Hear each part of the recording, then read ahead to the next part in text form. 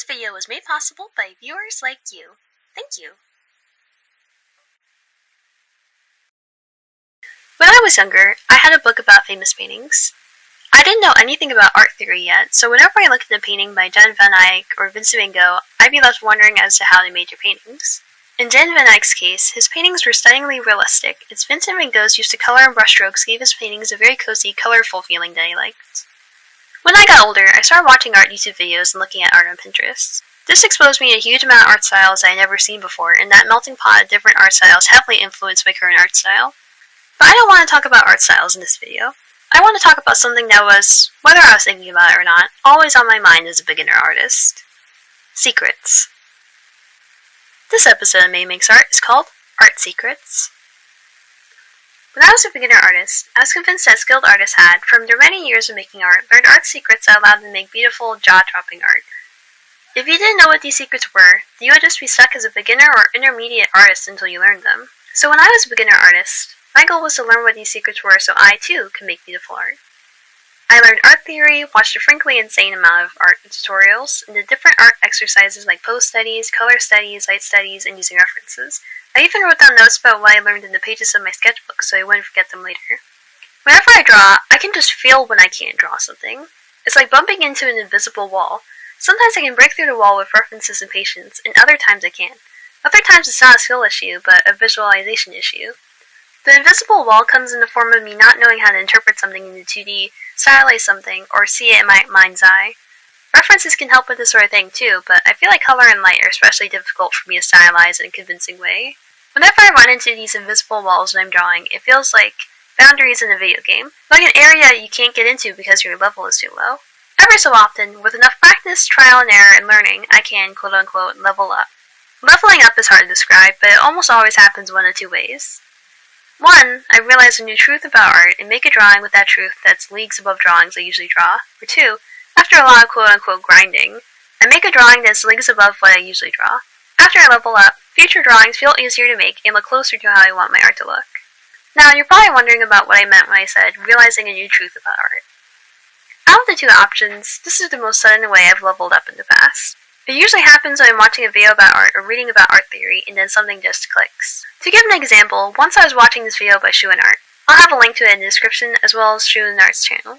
In the video, Shuin talked about how people always asked him how to render art, and their tip was, basically, to render like you're drawing on a piece of paper traditionally. I had a weirdly digital approach to rendering back then, and hearing that tip changed how I approached rendering entirely. I had a click moment. It's hard to describe everything I learned in that click moment, that epiphany, but if I had to describe it the best I could, I'd describe it like this. Before the click moment, I saw digital art as separate layers that made up an entire drawing.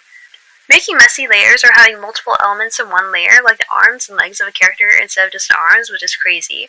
Everything had to be as clean as possible.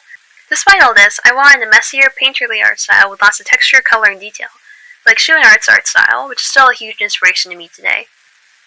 But for some insane reason, I couldn't figure out why I couldn't get my art to look messier. I don't know, past me, maybe because you're always trying to have the same smooth lines and layer count Genshin Impact splash art for some reason. The point of all this is, that click moment was an epiphany. And with that epiphany, that I could draw digital art like a traditional art, as simple as that sounds, I felt free. I still feel free because of that epiphany. I think it's by far one of the most important art epiphanies I've had. So, you're probably wondering what all this has to do with art secrets. Going back to what I said in the beginning of this video, the epiphanies I've had are the art secrets I've always wanted to know. I think, at least. And in this video, I want to share a few of the most important art epiphanies I've had. Before I go on, I just want to say that all the art secrets I'm about to tell you guys are things that have worked for me personally.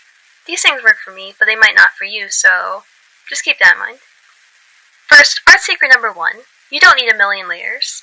Separating your drawing into layers can be helpful if you have a ton of different things going on in the drawing and you want to be able to adjust each layer freely. Usually though, I don't use a lot of layers. Having a million layers and needing to name all of them stresses me out and makes drawing take longer. So I usually limit it to 2 or 3 layers at a time. Art secret number 2. Most of what I thought were art secrets were just the fundamentals. If you see a work of art that looks incredibly realistic or convincing, I can pretty much guarantee you that the artist has a strong sense of the fundamentals. The fundamentals of art are line, form, color, perspective, edges, anatomy, etc. They're the basic ingredients that artists combine to cook up masterpieces. Practicing the fundamentals sounds like homework, and sometimes it feels like it, but they'll greatly improve how you approach and create art. If you don't learn the basics, then you can't really go anywhere from there. My tip for learning the fundamentals of art is to look up tutorials talking about each one along with exercises you can do.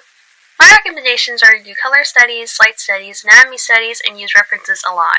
Using references is really, really important because it helps you know what things look like, how to break things down into shapes and details, and recreate them in 2D. You can use references for lighting, color, stylization, drawing specific things, rendering, pretty much everything. Feel free to reference other artists' work for inspiration too. But don't just straight up steal drawings. And this might sound like bad advice, but feel free to copy certain elements of different art styles. Like if you like how a certain artist draws hair and how another artist draws eyes, steal them and combine them together to make your own art style. That and experimentation are literally how new art styles are made, so yeah, have fun with it. But of course, again, don't trace or steal drawings from other artists online and claim that they're your own, because it's rude. If you're wondering where I find art references, I use Pinterest. Art secret number 3. One of the keys to making something look realistic is color and light. If you want something to look realistic or semi-realistic, one of the most important things to keep in mind is color and light. If you're wondering why, it's because our eyes see the world through color and light and shadow. If we think about everything we see like flat drawings instead of three-dimensional objects, it's all just color. That color's hue and saturation is adjusted by light. Darker colors form shadows, lighter colors form light. Art secret number 4. Use gray and variations of gray more often. This art secret is kind of hard to explain, but basically using variations of gray and more muted colors on the left side of the color wheel can make your art feel more cohesive. I'll link the video that I learned about this in the description. Art secret number 5. Knowing about color relativity is a useful skill. Color relativity is the fact that colors can look different depending on what colors you're close to. I think the video that talks about using gray also talks about color relativity, but in case it doesn't, I'll link a different video about color relativity in the description. Art secret number 6. Analyze other artists' art. Analyzing other artists' art, especially art that you like and want to draw like, is extremely important if you want to grow as an artist. Whenever you see a work of art you like, take a few seconds to ask yourself questions about it. How do you think the artist drew this? What kind of rendering or effects do you think they used? Why do you think the artist chose these colors? What kind of process do you think they used? How long do you think it took them to make this drawing? How did they draw specific things like plants or shoes? How did they stylize things? Making mental notes, or even real notes by writing things down, can teach you a lot about different drawings and how you can apply what you've learned to your own art. Art secret number 7. Instead of feeling jealous about other artists' skills, take their drawings as existences as proof that you can draw like them too if you learn and practice enough.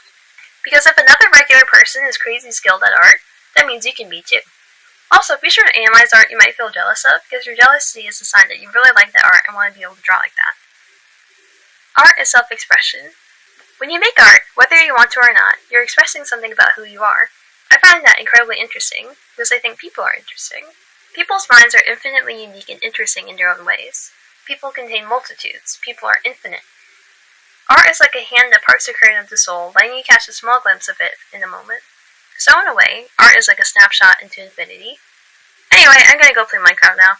I hope this video was helpful. Bye, and I'll see you in the next video.